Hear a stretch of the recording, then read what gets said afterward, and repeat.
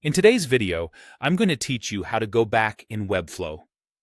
Whether you're a seasoned designer or just getting started with Webflow, you might sometimes need to undo changes or restore a previous version of your project. This is an essential skill that can save you from mistakes and headaches in your web design journey. Let's walk through the steps to navigate this feature effectively. First, you'll want to begin by accessing your Webflow account. Open your preferred web browser and search for Webflow on Google. Click on the Webflow link, and then you'll either log in or sign up if you haven't created an account yet. Follow the prompts they provide to complete this step, making sure you have access to the correct credentials. Once you're logged in, navigate to your project's dashboard where your website is listed. This is your base of operations for everything you'll do in Webflow. Next, head to the specific website project you're working on.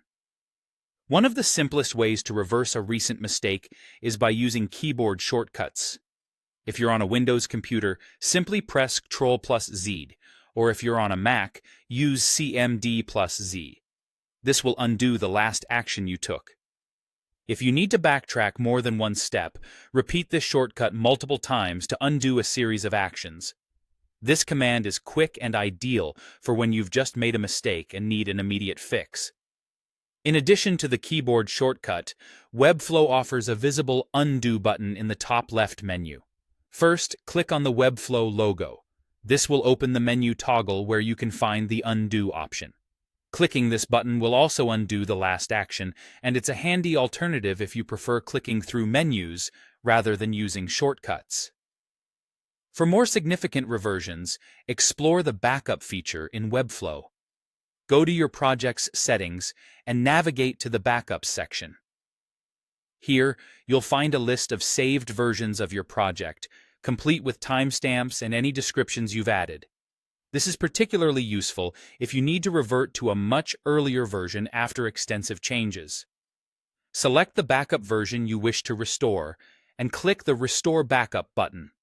You'll be prompted to confirm this action, so ensure you're choosing the right version you intend to revert to.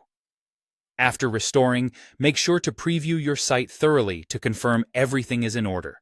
Check that all your content and design elements appear as expected.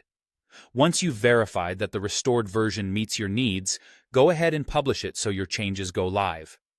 Publishing the restored version ensures your visitors will see this corrected version on the web. And that's it. You've now learned how to effectively go back in Webflow, giving you the confidence to manage your web projects with ease.